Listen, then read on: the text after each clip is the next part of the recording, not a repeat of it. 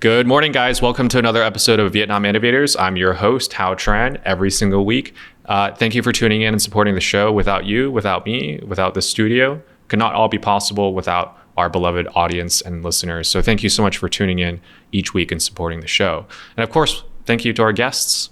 We have a guest here today. He's the CEO of Nestlé in Vietnam, Binu Jacob. He has been around for a couple years in Vietnam. 2 years now. 2 years now, but he's been with Nestlé for 25. So a lot of insights that we can share today. And of course, talk about what he's doing and his team in Vietnam for the many years to come of Nestlé here in Vietnam. Binu, that's enough for me. Want to hear from you. Welcome to the studio first off. Thank you, Hal.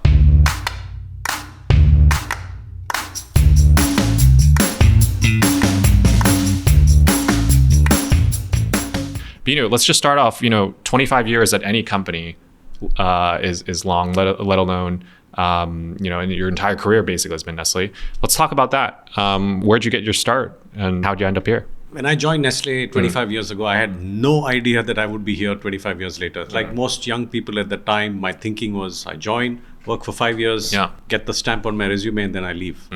But here I am 25 years later. I started my career with Nestlé in India as a trainee. I went through the whole grind of doing marketing, sales, and then I ended up in consumer insight.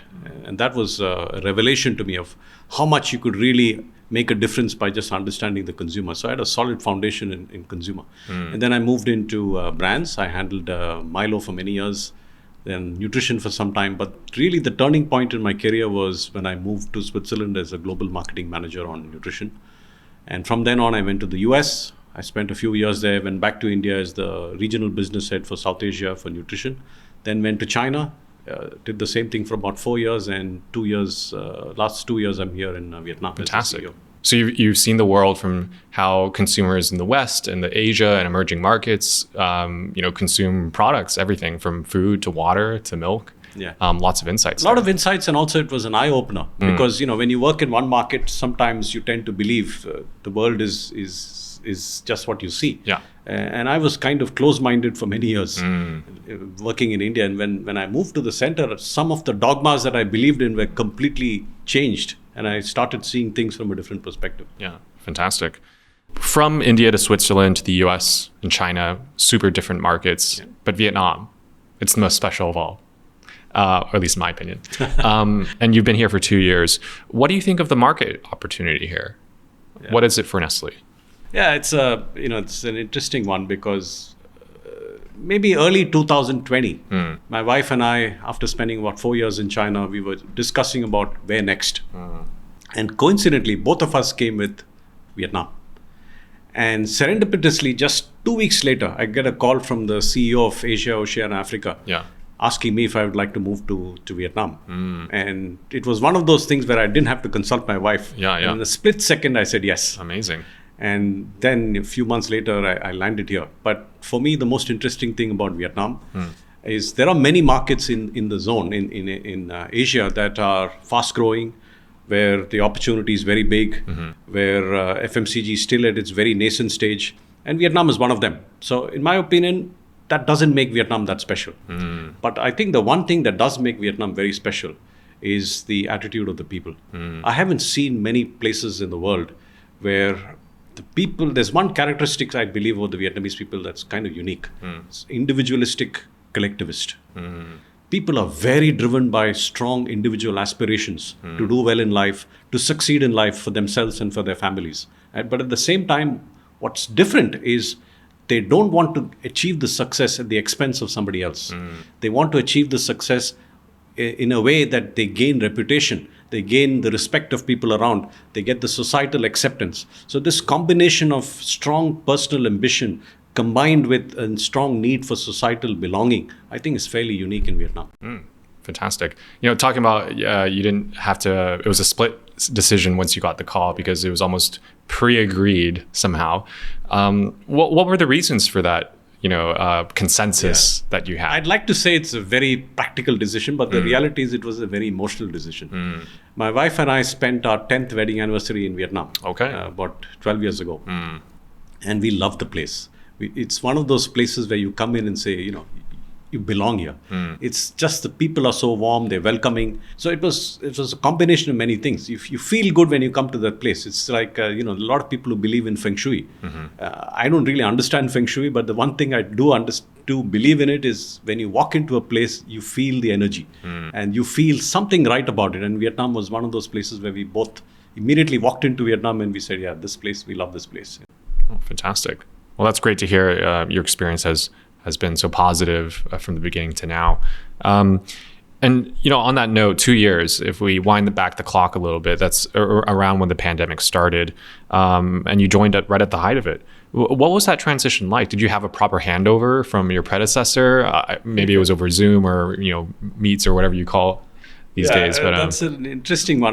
To some extent, I think I was lucky because I moved from China. So when I moved from China early 2020, China had already experienced the pandemic. To some extent, it kind of prepared me both mentally and also from a very logical point of view what to do. So when I walked into Vietnam, I had a 1 week handover with my predecessor, and then suddenly Vietnam went into a lockdown. But the good thing is, in that 1 week's time, we could anticipate what was coming because I'd seen what COVID had done in China just 2 months prior to that. So I had a 2-month lead. But in my opinion, when I look back, I think it's one of the best decisions I took at the time. Coming in and just leveraging off the learnings from China and just accelerating things and putting the structure in place. You were on fire right when you landed. Absolutely. When I look back, it's there's no way we could have prevented the pandemic from impacting our business, but at least I think we prevented pandemonium inside the organization because there was a lot of confusion, chaos. People didn't know what to do. Well, it helps. I guess the fire of baptism.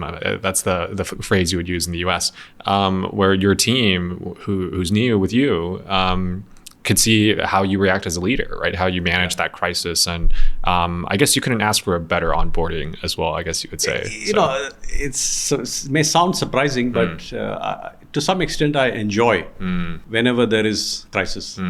Because I just feel when it's crisis, it brings out the best in people. You can steer the business direction the way you want, because in a crisis, people are willing to change. Yes. When everything is going well, I've also been in business situations where things were perfect. There was no need for change. But I always felt a little bit uncomfortable in those situations because I always believe you need to change, irrespective of whether you are in a comfortable position or not. Right. Let's take a step back a little bit. Thank you for that introduction and into your career and how things got started here in Vietnam. Binu, Nestlé, I think no introduction needed. It's very recognizable anywhere. We've got a number of products, including La Vie, my favorite water brand, here in Vietnam, but across the globe as well. How does a CEO at Nestlé define innovation? Hence, we're on Vietnam Innovators show, of course, when the ecosystem that you guys have built is quite structured, well known already. How does innovation work within that framework? The way we define innovation is innovation has to satisfy 3 criteria. The first, it has to meet a strong unmet consumer need. If it's not going to meet a strong consumer need, there is no basis for innovation. The second is we need to have a strong technical superiority, something that's unique that we are bringing to the table that would be hard for competitors to copy. And the third is financial viability. You need to make money out of this, otherwise it's not innovation. So for us, it has to meet the sweet spot between these 3. If it doesn't, it's not innovation. It's just novelty that we're bringing to the market. But this framework is a general framework that I'm sure a lot of companies would have similar frameworks to define what innovation is. But I think what's unique about Nestlé is there are a couple of other things that we add to it. First is we are a food company. And for a food company, innovation has to be local. It has to make sense to the local consumer. So that's the first thing. The second thing is food, we believe, is also medicine. So to that extent, the food that we bring in should add some nutrition, health or wellness aspect to what we're introducing. And the third one is we are a very large organization, so we have a responsibility to the planet. So whatever we bring in has to make sense from a sustainability point of view. So it's 3 things. Innovation has to be local, innovation has to be good for you, and innovation has to be good for the planet. That sounds quite intimidating in terms of the requirements you have to fulfill. I mean, intimidation in that respect can be a good thing as well, right? It gets the best out of people, as you would say. How do you make it easier, though? You're right. Innovation is not easy, but at the same time, there's no rocket science to it. It's a combination of art and science. So you have to put some structure to it, because if you don't put any structure to it, you might end up with a lot of novel products that make no sense. So we have a very structured process in Nestlé that we call the I2L, idea to launch. So at every stage, how do you come with new ideas? There is a process that we follow. How do you then vet it? How do you consumer test it? So we have stage gates that we check at every stage to see, is it still relevant to what the idea was? At the beginning, it has to undergo these 3 tests of consumer desirability, financial viability, and technical superiority. But that might change along the path of innovation. So we check it, and then we say yes, no, and we stop innovations that don't make sense. Now, the good thing is innovation can come from anywhere. It's not that it's only going to come from the marketing department. So we allow for ideas to flow from anywhere. And ideas do come on services, on the value chain, etc. But typically product innovation is led by 2 units. It's the business unit and our local R&D. So they work together to bring innovation to life. Let's talk about the pandemic and how you guys not only weathered that storm, but perhaps leveraged it to lead to innovation, or at least some sort of change, process perhaps change. What were some of those changes that you guys made during that time that has actually led to more efficiency, more innovation, or even an readopted mindset, rethinking what you're doing? Yeah, no, that's a good question. In our opinion, there are many things that the pandemic has done in terms of shifting some of the trends. Now, to be fair, to some extent, the pandemic just accelerated some of the trends that were there prior to 2020. So in our view, there are 5 big changes that the pandemic brought about, which are long-term in nature. The first is how consumers view health and value for money. And this is a very important one, because in Vietnam, we saw that consumers gravitating more and more towards more natural, more fresh products during the pandemic than even before. In general, Vietnamese consumers look at freshness and naturality more than other consumers in this part of the world. So that trend accelerated significantly. The other interesting thing was value for money. How in other parts of the world, during pandemic, when income levels dropped, people started going towards cheaper products. In Vietnam, the opposite happened.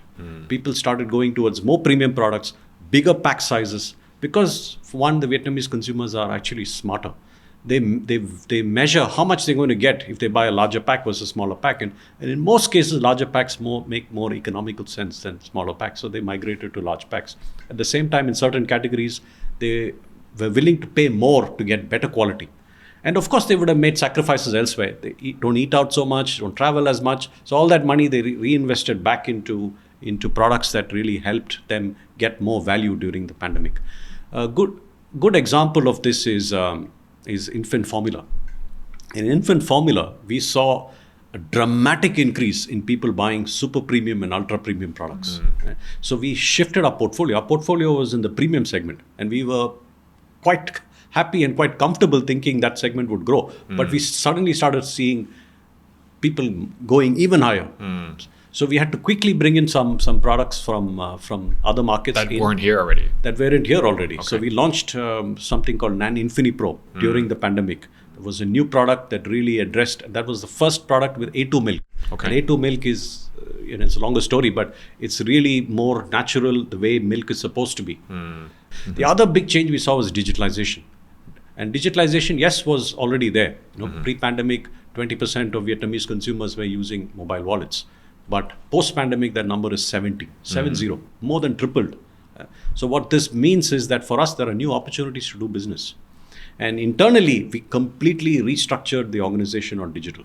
So earlier, digital was mainly digital marketing or e-commerce. Right? Now we have an end-to-end digital team. It's called the Digital Acceleration Forum, starting from sourcing, manufacturing, procuring, producing, selling, and even consumer marketing. And this forum, we meet every month, all the cross functions, and they share what they're doing on each of these.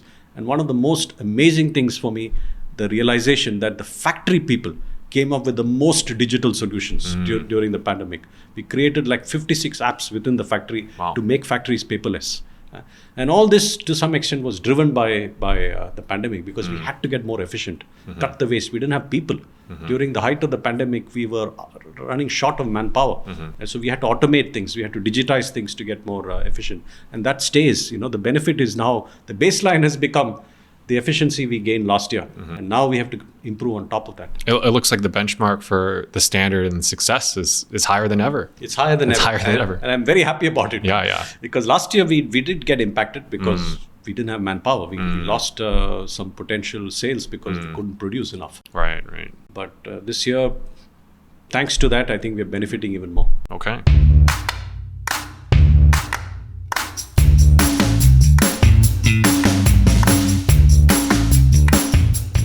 Well, that goes to my next question, which is all companies have different ways of measuring success.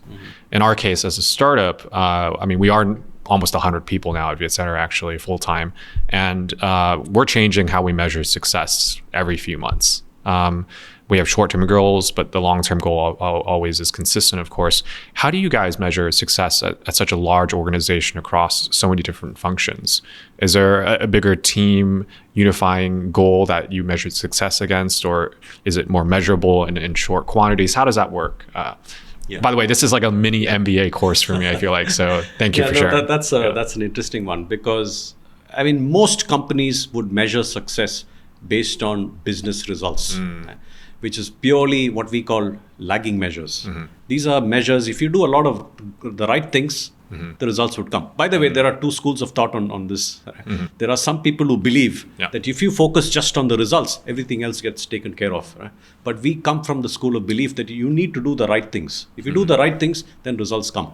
You focus on people, results come. You focus on digital, results might come. You focus on innovation, results will come. So we actually have a balanced way of looking at success, not only at end goals, which is why we're a little bit more of a long-term company than most other FMCG companies. We think really long-term.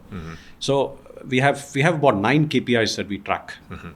And depending on who is the person, they would have a different set of KPIs. So if you're in digital marketing team, your KPIs would be more linked to what percentage of your data acquisition is getting used. So we have broadly the same result KPIs, which is on growth, profit, market share. This is probably universal for most companies. But on top of this, we have a lot of leading KPIs. For instance, what percentage of our growth is coming from innovation? This is a leading KPI. Maybe 1 year, if it's low, you will pay the price a few years later. I see. We look at carbon footprint. How much greenhouse gas impact have we have on the business today? And by 2025, how much is that going to reduce by? And we have a target for each of these. You guys are like future-proofing your KPIs in a way. Like you're doing things now so that 5, 10, 15 years later, you're already in a position to either defend your market share or grow your market share in some cases. And which is why a company like Nestlé, you will not see us growing dramatically, but you will not see us going down also dramatically at a global scale. We always maintain a certain level of growth, and we've been doing this for the last 150 years. It's consistent because of this long-term focus. So sometimes in the short term, we might lose because we're not that short-term focused to just capture every single opportunity out there. We always keep one eye on the future.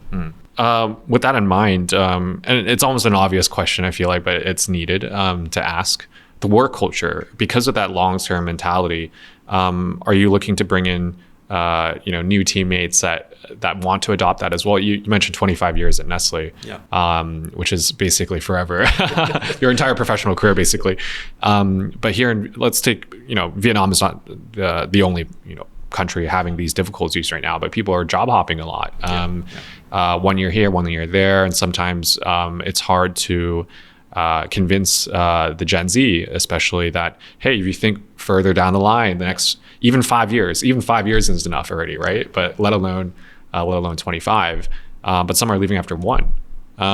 What is the work culture to help kind of filter down your experience and all the other senior leaders at Nestlé to the new folks that are joining? Yeah. No, this is I mentioned 5 trends that are shifting. This is the 5th one. Yeah. The changing expectations of employees today, especially post-pandemic, it's accelerated quite a bit. So this is a challenge that all of us are facing. It's not new for us. But the way we always measure ourselves is, attrition will stay. It will be there. You cannot avoid it. But our objective always is our attrition should be 50% of the industry.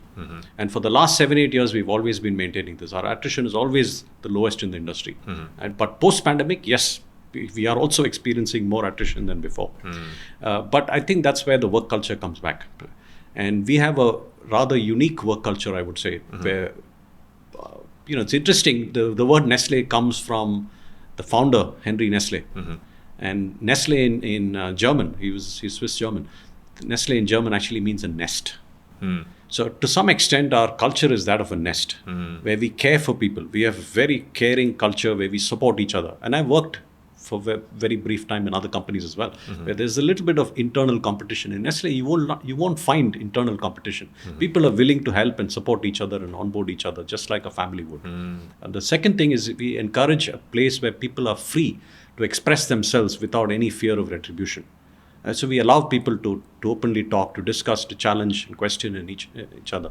And lastly, I think the culture is such that we don't expect people to change themselves, because everybody is unique. Everyone has a say. So we encourage diversity, and we don't want everyone to become robots or change themselves to fit with the company. If they're comfortable with themselves, we are very comfortable having them. Would you say your experience today has been consistent with what you experienced 25 years ago? And what I mean by that is, when you were a trainee, is the experience relatively the same? I mean, you have computers now, but I'm curious if that experience is consistent. I can say that with a certain amount of confidence because I've worked in so many different Nestlé markets. Every market I go to, there are changes, but there are some things that are really consistent about Nestlé wherever you go. The same set of values. This is another interesting aspect. Many companies, when they move from one country to another, they change their values and they try to suit the values of the culture prevalent in that place. Nestlé is the opposite. We change our strategy. Many companies keep the strategy. They launch the same products, and whether they go to Cambodia, whether they go to Afghanistan, but they change the values and they try to operate differently. We are the opposite. We keep our values irrespective of where we operate, but we change our strategy. The products are different, the portfolio is different. So you will see that some of the Nescafé products here, you will not find it anywhere in the world. They're unique to Vietnam because the Vietnamese taste buds are different. Their taste is different. So that's for me an interesting story about Nestlé, how we retain the same set of values. Well, talking about products, I mean, I'm sure people are thinking you probably have hundreds, right? If not more than that. I'd love for you to kind of show a couple while we're on that topic of localized products. Yeah. So Nescafé, global brand, but in Vietnam, what do you have, Binu? What do you have to share? Yeah, we have quite a few, but I was coming back to what your question earlier about how do you define innovation and how is that a little bit different? We adapt our innovation to meet the needs of local consumers. But at the same time, we also bring in global products. So we have a perfect marriage between these two. So I can give you two examples. One is a product that is still a little bit not yet announced. We will be announcing it soon, and that's the launch of Starbucks. So you may have read that Nestlé acquired the retail business of Starbucks. The coffee shop still belongs to Starbucks. Okay. But everything the retail business, right? The retail business, what they were selling in the US, for coffee instance. Beans. They sell coffee beans, they sell instant coffee in all the stores. So that business we've taken over because we believe this is a perfect marriage between a brand that many consumers love, especially in many parts of the world. But at the same time, we have the technical knowledge of processing coffee, buying coffee at scale, leveraging the technology we have, and the know-how of how to get it in retail. So it's been on for about 3.5 years with remarkable results in many parts of the world. So we're very, very pleased to bring that to Vietnam. So in Vietnam, I think Starbucks has an amazingly strong reputation, especially with the younger population and the premium consumers. So we want to leverage that and bring Starbucks into retail. So we will be launching this very, very soon in the market. Okay. This Starbucks barista range of coffees. Okay, so for those of you listening on the podcast version of today's show, we've got a caramel latte and a cafe mocha. And we have more. I just brought of course, just a few here today. Very cool. But yeah, that's a big change for you guys. Yeah. Or addition. So people who love Nescafe, Starbucks, and they go to a coffee shop and they want to have the same experience at home, we have the solution. Okay. I want to take a bit of a step back and talk about a couple other things at Nestlé. One of which, talking about work culture, what's it like working at Nestlé, how to measure success. I understand you guys have quite the emphasis on the trainee program. You went through it yourself, and there's something called Spark Your Way. That's a global initiative? No, it's a local initiative. Local initiative, okay. And what was the synthesis behind this whole local initiative? Why are you doing it? Okay, so this is where I said we always try to understand the local needs, and then we try to marry it with our global propositions. So the Spark Your Way came about 2.5 years ago, talking to our own employees. You mentioned that some of the young Gen Z, etc., their expectations are a bit different from what many of the millennials expressed themselves many years ago. So we try to understand these young employees and their needs. And one of the things we learned is that when they join a company, they want to have the freedom and the ability to drive change and to make change. At the same time, they don't want to change themselves for the company. So this is how we came, and this is kind of consistent with our own belief as well. Right? It's just that we didn't find a way to express this into a proposition that people would say, hey, I get it. So we toyed with quite a few thoughts. One of the thoughts was, at Nestlé, you can be you. You don't need to change yourself. But we said, let's go beyond that. Because what they're expecting is not just that they don't want to change themselves, but they want to change the company. So at Nestlé, you can spark your way. You can change the organization. You have a say, even if you're a young person, to make some difference to this company. So that's how the whole concept of Spark Your Way came about. But it's not just spark your way, but spark your way for what? And for us, it is spark your way to be a force for good. And that's why you come into the company, you can make a difference, to be a force for good. Because force for good is our universal proposition, that you can be a force for good. And in Vietnam, we kind of tweaked it to say, spark your way to be a force for good. How many trainees are going through the program today? We have about 20 trainees right now, who just actually joined yesterday. Okay. The new batch. But every year we have about 20 trainees who come in. And these are the management trainees. But apart from that, we also hire sales trainees. So I joined as a trainee myself 25 years ago. And the reason why Nestlé, we still believe in this traineeship program is that it's been successful. It's been successful. And a lot of the CEOs and the management teams world over, there is a significant proportion of them who came through the management trainee program. So it's that's one reason. The second reason is, I mentioned, we have a fairly unique culture. Not everybody can fit into this culture unless you come in early. If you come in as a mid-hire career after spending 10, 15 years in another company, you might find this a little bit different from what other companies are, because we are not a company that is heavily focused on just bringing results. We're really focused on how you bring those results, the leadership qualities that you bring, how you motivate your team, how you inspire your team, how you develop your team. These are things that we look for more than just, are you delivering results, yes or no? Excellent. We touched on quite a bit, Binu, everything from how you guys think about innovation, from your career at Nestlé, what trainees can expect in their career, and measuring success and many other things. What's in the pipeline aside from Starbucks that you're excited about this year? Yeah, of course, for me, innovation is my passion. And I strongly believe, when I look back and I came here and said, what made Nestlé Vietnam so successful? It's actually one of our most successful markets in terms of growth. And when I look back and really try to decode it, my aha was that this is one market that focused heavily on very strong consumer-centric innovation, where we have a high ability to win. And we focused only on a few. We didn't do too many things. So that focus, that razor-sharp focus on innovation, is what made us successful. So my ambition in the next few years is to bring that momentum back. How can you focus on a few things that make a difference to the lives of consumers, where we have strong ability to win and we have a financial viability, and then invest in those to make this flywheel growth momentum happen. So that's clearly something that keeps me awake at night. It excites me because I spent many years in innovation. Yeah. So that's definitely something that is in the pipeline. Many more new products. This is only one. There's a There's another one which we're getting into plant-based, leading the trend. Plant-based is still very small. And the percentage of vegans in Vietnam is 1.3%. It's very small. But the big opportunity we see is almost 45% of Vietnamese are conscious flexitarians, which means consciously they choose sometimes to have vegetarian, sometimes to have meat.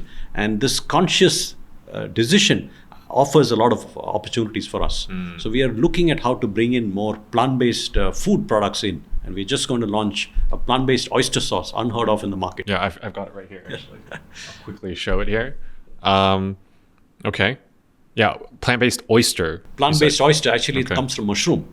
But you get the same taste and the same aroma of an oyster sauce. Is this only present in Vietnam at the moment? It's an innovation by Vietnam for Vietnam. In fact, when we launched oyster sauce about 12 years ago, in Vietnam, nobody knew what oyster sauce was. Right? But it came from the insight that Vietnamese wanted to make restaurant quality dishes at home and they didn't know how. And the best way to do that is oyster sauce because it adds glossiness to the food.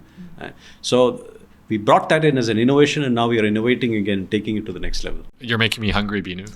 Hungry for, I don't know, innovation or for food? I'm not sure anymore. But you'll have to wait till lunch. Exactly. There we go. Well, Binu, it's been a pleasure to have you at the studio and talk about all things innovation across not just products, but how you lead the team and think about the future. It's been a real pleasure. And of course, my signature end questions are you hiring it? Obviously, you guys are with the Spark Your Way program, but across other functions too. Yes, absolutely. Yeah. How big is the team now at Nestlé Vietnam? We have about 2,800 people. 2,800. Well, for those of you looking for something new, you can be 2,801. You can join Binu's team here in Ho Chi Minh City, but across the nation as well. Yeah. Binu, it's been a pleasure. Thank you for joining us. My pleasure, Haf. Thank you for having me here. Yes. And thank you to all of our audience listening or watching today's podcast. Without you, the show would not be possible. So please keep tuning in, subscribe, follow, like the video, like the podcast, share it to all your friends. And of course, if you see me on the streets of Ho Chi Minh City, please say hi. Until next time, thank you guys. Thank you, Binu. Thank you. Take care.